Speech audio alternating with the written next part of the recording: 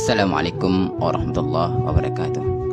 Alhamdulillahirrabbilalamin. Wassalatu wassalamu ala asrafil anbiya wal mursalin wa ala alihi wa ashabihi ajma'in. Asyhadu an la ilaha illallah wahdahu la syarikalah. Allahumma sholli ala Muhammad wa ala ali Muhammad.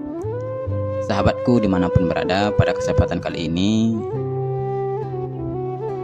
menjelang waktu Isya masuk, khususnya wilayah Kota Padang, saya ingin menyampaikan, mengajak watawasau bil haqq watawasau bis sabr.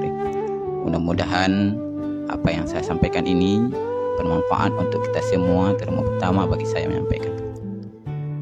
Qala Rasulullah sallallahu alaihi wasallam, bahwasanya Rasulullah SAW bersabda, ittaqillah haitsuma kunta. Bertakwalah kita di mana saja berada. Kemudian takwa ini banyak dipahami ulama adalah salah satunya adalah hati-hati, menjaga diri dari sesuatu yang haram. Jangankan yang haram, yang makruh saja kita harus jaga diri. Bahkan ada lagi yang lebih tawaruk, ya. Ada lagi yang lebih qanaah. Dia tidak hanya yang makruh, yang mubah pun mereka hati-hati. Namun pada kesempatan kali ini yang ingin saya sampaikan dalam Quran surat Al-Baqarah ayat 171, Allah Ta'ala berfirman, A'udzubillahi minasyaitonir rajim, Bismillahirrahmanirrahim. Wa mathalul ladzina kafaru kamathalil ladzina yan'aqu bima la yasma'u illa du'a wa nidaa. Summum bukmun umyum fahum la yaqilun.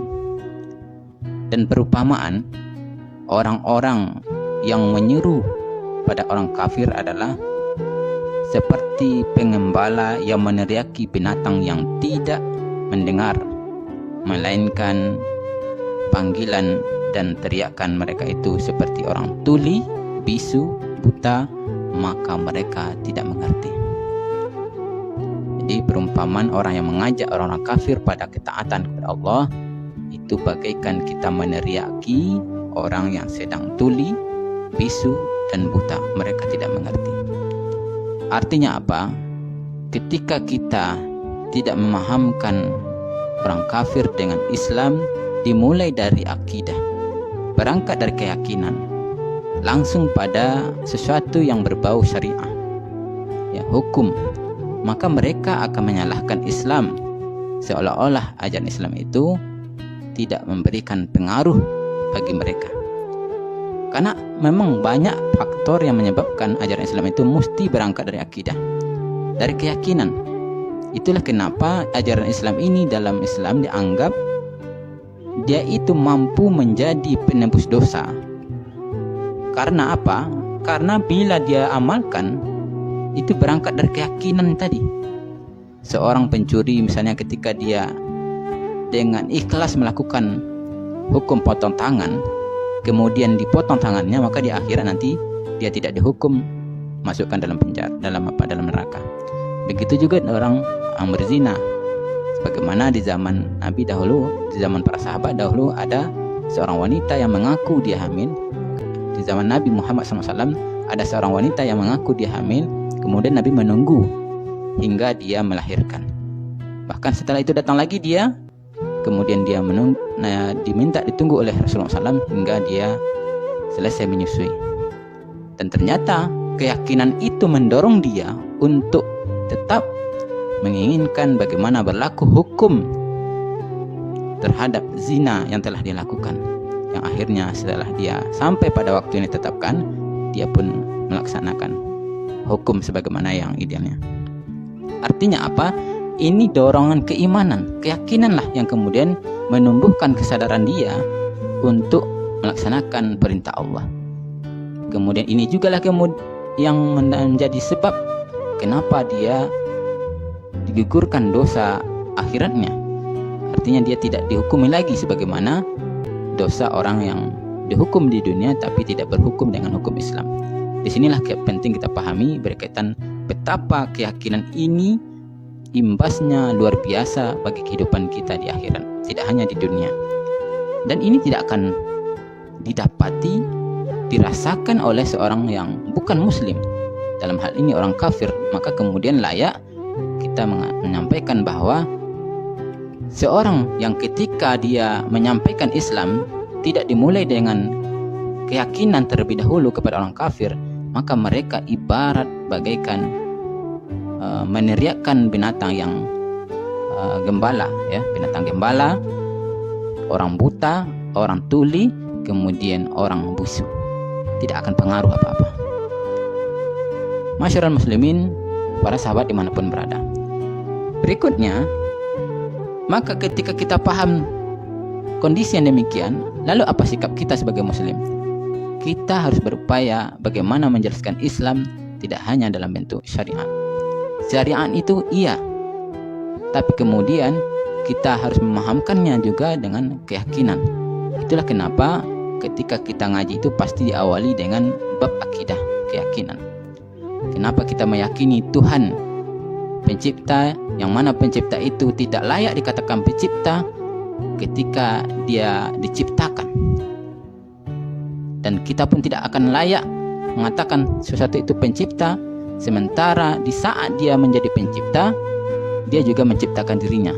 Mustahil ada pencipta yang demikian, dan itu pun tidak layak syarat yang demikian. Maka satu-satunya syarat layak pencipta itu dikatakan pencipta atau Tuhan adalah ketika dia